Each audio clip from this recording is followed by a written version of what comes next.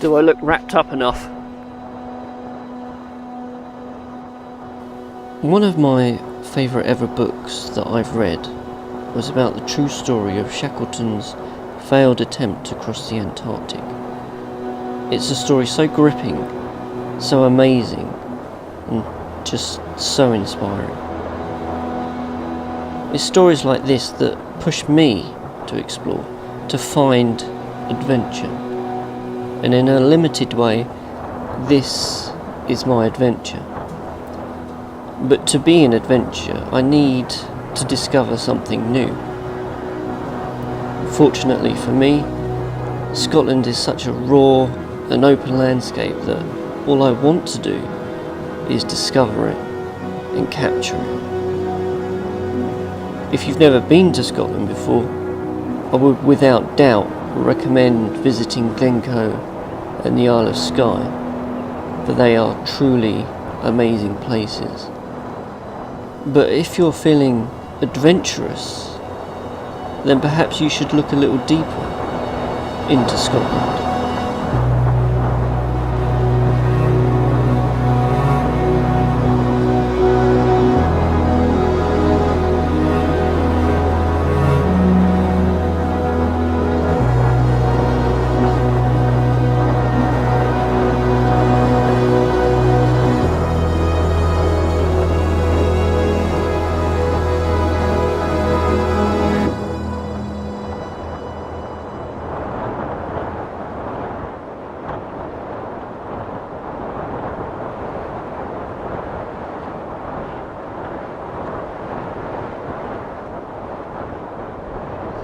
So beautiful. I didn't expect to find this today. I was just going for a drive and here we are, you know.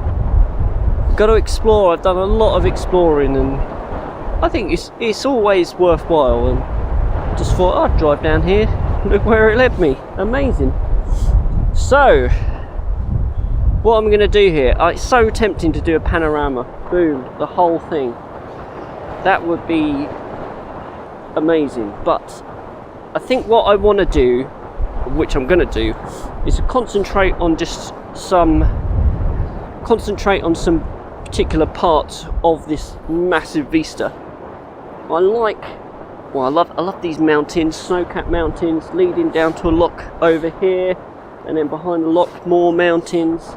We've got the loch in front of us, and then to give it all some perspective, we've got these tiny little houses in the foreground here. So what I'm doing, I'm zooming in about 60 mil, and then I'm framing this loch on the right hand side of the frame with the mountain in the background. So hopefully I've explained that. So 60 mil polarizer, because sun's setting over there, so we're 90 degrees away, and there's a lack of contrast because of the mist, so that polarizer is going to add that pop, that contrast to the picture. We've got the soft grad to balance the exposure. What else have we got? F8 doing about half a second exposures at the moment.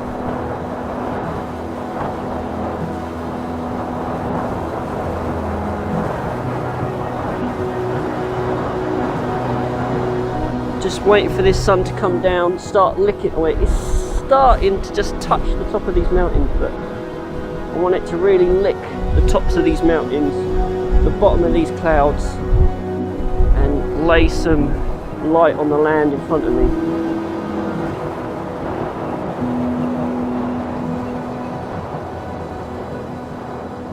So a culmination of those ingredients is going to create the perfect recipe for a beautiful picture. Let's get on with it.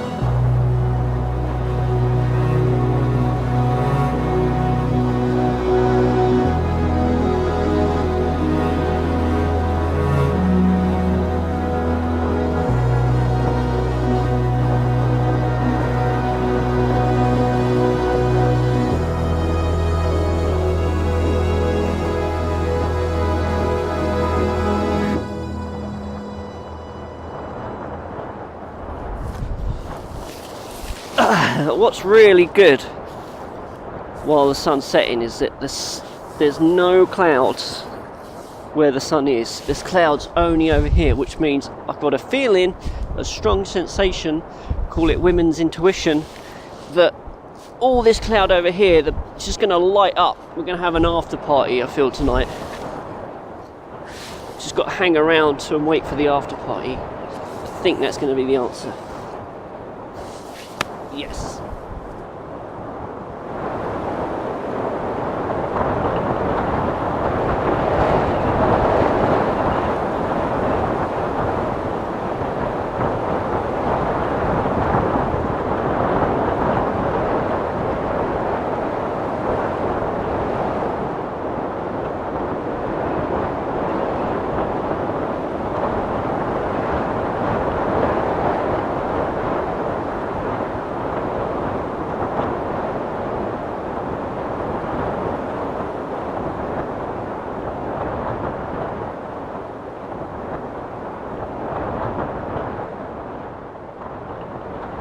Just standing here looking at the view over here, spin round, and the moon pokes out behind this mist, behind this cloud that's covering this mountain here, and I just had to spin the camera around quick, zoom in as much as possible, 105mm, and just take a few snaps, because it just looks awesome. That just looks amazing.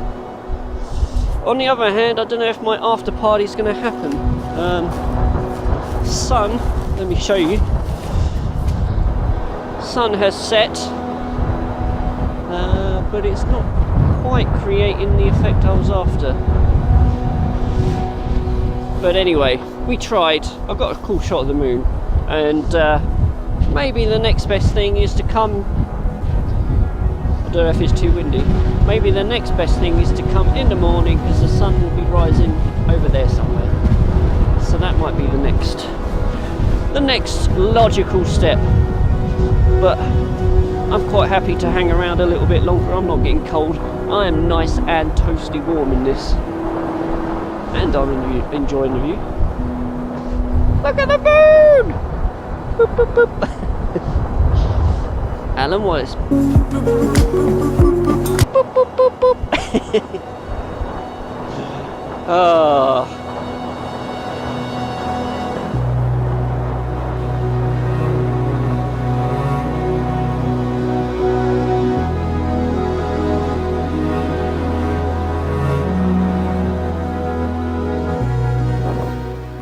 Fiddle Rock. Why is it called Fiddle Rock? Because it's a rock, hence the name rock.